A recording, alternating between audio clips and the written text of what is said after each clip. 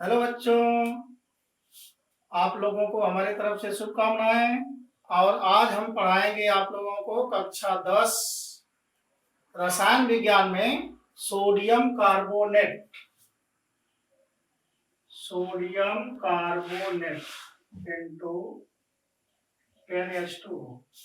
इसको हम लोग बोलते हैं क्रिस्टलीय सोडियम कार्बोनेट। क्रिस्टलीय सोडियम कार्बोनेट, इसको इंग्लिश में बोलते हैं वॉशिंग सोडा।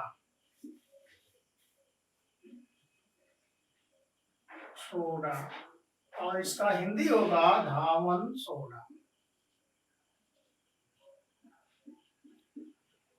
जैसा कि आप लोग इंग्लिश में भी समझते होंगे, वॉश का मतलब साफ करना होता है। वॉशिंग सोडा या धावन सोडा धुलाई करने वाला सोडा, मतलब जो कपड़ा साफ करने वाला सोडा है, उसी के विषय में हम लोग पढ़ाने जा रहे हैं। ये बहुत ही पुराना साल्ट है, जिसको पुराने समय में इस सोडियम कार्बोनेट डेकाहाइड्रेट, ये इसका केमिकल नेम है, सोडियम कार्बोनेट डेकाहाइड्रेट। और इसको हम लोग पहले धोबिया सोडा के नाम से जानते थे, धोबिया सोडा। और इसी को जैसे यह जो धोबिया सोडा है, इसको हम लोग रे के नाम से भी जानते हैं, रे, या कहीं कहीं इसको सज्जी नाम से भी जानते हैं। यह अक्सर प्रकृति में जहां पर उसरीली भूमि होती है, कंकड़ीली भूमि होती है, वहां पर ये पाई जाती है। प्रायः ठंडी के सीजन में यह जहां कंकड़ीली भूमि होती है, वहां पर फफूद के रूप में उभरी हुई होती है, और वही होता है रे। और इसमें होता है सोडियम कार्बोनेट, जो कि कपड़े को साफ करने का गुण रखता है। इसलिए इसी गुण के कारण इसको हम लोग कहते हैं धावन सोडा या वॉशिंग सोडा। और यह धावन सोडा या वॉशिंग सोडा कैसे बनाया जाता है, और इसके बनाने का हम आपको लैब मेथड बताने जा रहे हैं। लैब मेथड, प्रयोगशाला भी। प्रयोगशाला में सोडियम कार्बोनेट सोडियम हाइड्रोक्साइड के विलयन में कार्बन डाइऑक्साइड गैस प्रवाहित करके बनाया जाता है। सोडियम हाइड्रोक्साइड के सॉल्यूशन में कार्बन डाइऑक्साइड गैस को प्रवाहित करते हैं, तब सोडियम कार्बोनेट प्राप्त होता है, Na2CO3। Na2 देखिए यहाँ बच्चों, इसलिए जब Na2 यहाँ है तो 2 यहाँ पर भी लगाना पड़ेगा, इसलिए कि Na बैलेंस हो जाए। अब इसके बाद CO3 है, यहाँ देखिए O यहाँ पर 2 है, तो एक O इसमें चला जाएगा तो CO3 हो जाएगा। फिर इसके बाद 2H और एक O बच रहा है, तो ये आपका हो गया H2O, और ये आपका बन गया सोडियम कार्बोनेट। यह सोडियम हाइड्रोक्साइड के सॉल्यूशन में जब कार्बन डाइऑक्साइड गैस प्रवाहित करते हैं, तो उस कंडीशन में सोडियम कार्बोनेट के रूप में या विलयन के रूप में रहता है। और इसी सॉल्यूशन को हम लोग क्या करते हैं, क्रिस्टलीकरण करते हैं इसका। और क्रिस्टलीकरण करने के बाद जब उसको हम लोग ठंडा करते हैं, तो उस कंडीशन में यह बन जाता है सोडियम कार्बोनेट डेकाहाइड्रेट। देखिए, क्रिस्टलीकरण करके ठंडा करने के पश्चात तब ये वाटर के 10 मॉलिक्यूल इससे जुड़ जाते हैं, और ये बन जाता है सोडियम कार्बोनेट इनटू 10H2। इस रूप में रहता है, लेकिन क्रिस्टलीकरण करने के पश्चात जब ठंडा कर देते हैं, तो इस कंडीशन में यह बन जाता है हमारा सोडियम कार्बोनेट डेकाहाइड्रेट, जिसको हम लोग वॉशिंग सोडा या धावन सोडा के नाम से जानते हैं। ये है इसका बनाने का लैब मेथड। पुनः एक बार देख लीजिए, सोडियम हाइड्रोक्साइड के सॉल्यूशन में कार्बन डाइऑक्साइड गैस को प्रवाहित करने से सोडियम कार्बोनेट का ये सॉल्यूशन बनता है, जिसको हम लोग क्या करते हैं, क्रिस्टलीकरण करके ठंडा करते हैं, तो sodium carbonate decahydrate washing soda या धावन सोडा बन जाता है। और अगला बनाने की विधि है जिसको हम लोग बोलते हैं बेकिंग सोडा द्वारा या खाने वाले सोडे के द्वारा। बेकिंग सोडा या खाने वाले सोडे का सूत्र आपका है NaHCO3। इसको हम लोग हीट करते हैं, ये हीट करते हैं, हीट का सिंबल है। जब इसको हम लोग हीट करते हैं तो इससे बनता है sodium carbonate plus H2O plus CO2। यहां से देखिए Na2 है तो 2 मॉलिक्यूल चाहिए, Na2CO3 हो गया, एक CO3 और 2 H आपका बचा है, तो यह CO3 जो है CO2 में टूट जाता है और यह यहाँ पर H2O बचता है, ये कार्बन डाइऑक्साइड है। ये आपका जो सोडियम कार्बोनेट या वॉशिंग सोडा बनाने की यह विधि आपको हम बता दिए। इसके बाद है सोडियम कार्बोनेट या धावन सोडा का फिजिकल प्रॉपर्टी, भौतिक गुण। इसके भौतिक गुण क्या होते हैं, जैसे देख करके आप इसको कैसे बता सकते हैं कि इसके गुण क्या क्या है। धावन सोडा जो है सफेद रंग का, यह क्रिस्टलीय पदार्थ होता है, यह जल में विलेय होता है और इसका विलयन प्रायः क्षारीय होता है। देखिए, और हम जब अगला रिएक्शन एक केमिकल प्रॉपर्टी बताएंगे तो इसमें बता भी देंगे कि इसका विलयन क्षारीय कैसे होता है। पुनः एक बार समझ लीजिए इसका फिजिकल प्रॉपर्टी, यह जल में विलेय होता है, इसका विलयन क्षारीय होता है और जब इसको हम लोग जल में घोलते हैं तो जो विलयन इसका बनता है वह थोड़ा सा हीट हो जाता है, अर्थात कह सकते हैं कि यह ऊष्माक्षेपीय अभिक्रिया भी देता है और यह सफेद रंग का होता है। और इसका केमिकल प्रॉपर्टी देखिए, केमिकल प्रॉपर्टी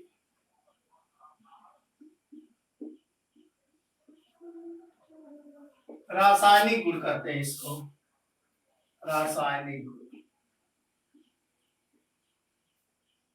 रासायनिक। किसी यौगिक का रासायनिक गुण अगर हम लिखते हैं तो बार बार उसी यौगिक का हम लोग यूज करते हैं कि वह यौगिक अन्य किस किन यौगिकों या किन किन तत्वों से क्रिया करता है। जैसे इसका केमिकल प्रॉपर्टी में आप पहले लिखेंगे ऊष्मा का प्रभाव, ऊष्मा का प्रभाव, effect of heat, effect of heat, heat का क्या प्रभाव पड़ता है इसके ऊपर। तब देखिए सोडियम कार्बोनेट डेकाहाइड्रेट, कोई भी क्रिस्टलीय पदार्थ रहता है जब उसको गर्म करते हैं तो उसके क्रिस्टलन जल के अणु निकल जाते हैं और कुछ मात्रा में क्रिस्टलन जल के अणु रहते हैं तो उसको हम लोग और तेज गर्म करते हैं तो निकल जाता है। जैसे इसको हल्का गर्म करेंगे, हल्का गर्म करेंगे तो यह sodium carbonate H2O plus 9H2O में निकल जाता है। पुनः इसको तेज गर्म करेंगे हम लोग, यह सोडियम कार्बोनेट का क्रिस्टलीय सॉल्यूशन है या क्रिस्टल है, तो यह सोडियम कार्बोनेट के क्रिस्टल को पुनः हम लोग तेज गर्म करते हैं, तब यह आपका मिल जाता है सोडियम कार्बोनेट प्लस H2O, इस तरह से मिलता है।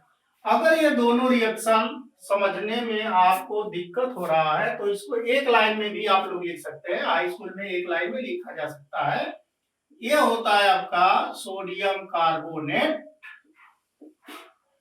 इनटू डेकाहाइड्रेट और इसको यहां पर लिख देंगे तेज गर्म। तो इस कंडीशन में आपका बन जाएगा सोडियम कार्बोनेट प्लस H2O।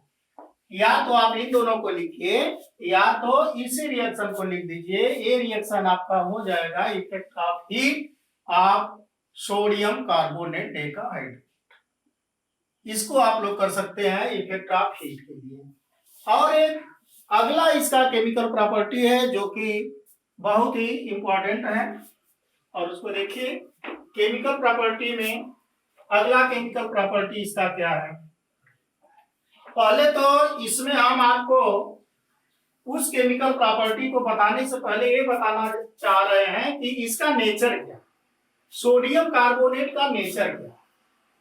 तो किसी भी सॉल्ट का नेचर जानने के लिए पहले हम लोग कुछ को जल में घोल देते हैं। जब जल में घोलेंगे तो वह यौगिक खुद ही अपने आप टूट करके या प्रोडक्ट के रूप में ऐसे ऐसे यौगिक या अम्ल छाड़ देंगे जिसके द्वारा हम लोग जान जाएंगे कि ये एसिडिक है या बेसिक।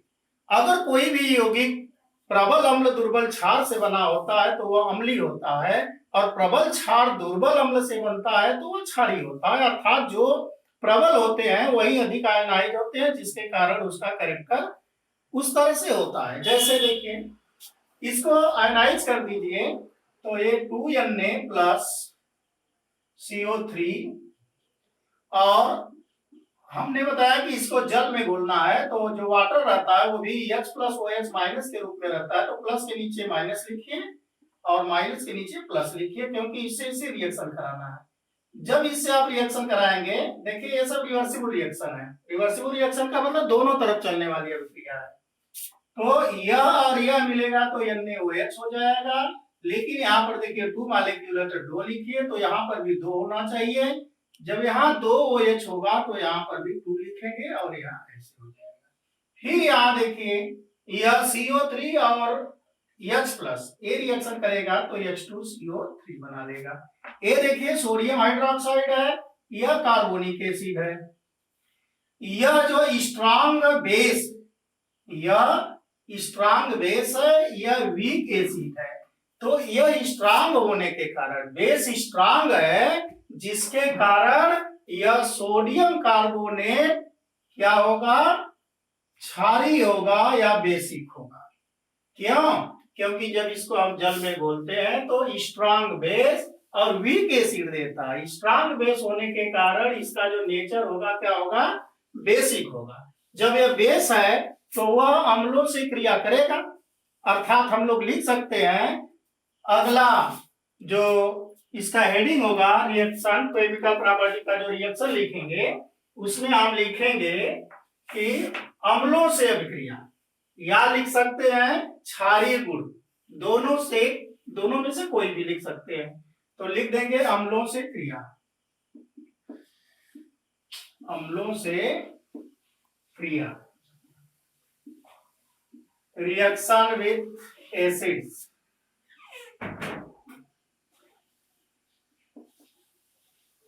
एसिड्स अम्लों से क्रिया करेगा, क्योंकि यह बेस है और अम्ल से क्रिया करेगा तो लवण देगा।